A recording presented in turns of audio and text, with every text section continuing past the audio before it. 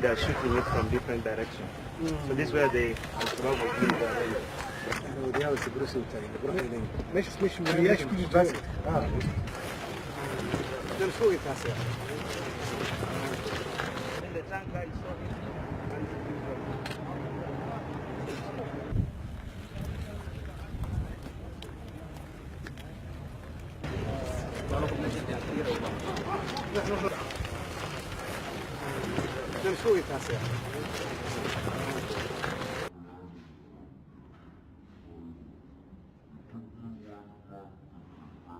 The implementation of transition plan, which definitely we will renovate. annaga oo dhamaystirayna qorshaha la wareegidda garoonkan waxaynu dib u cusboonaysiin iyo dib u dhis ku sameynaynaa garoonkan si loo soo celiyo bilicdii uu lahaan jiray.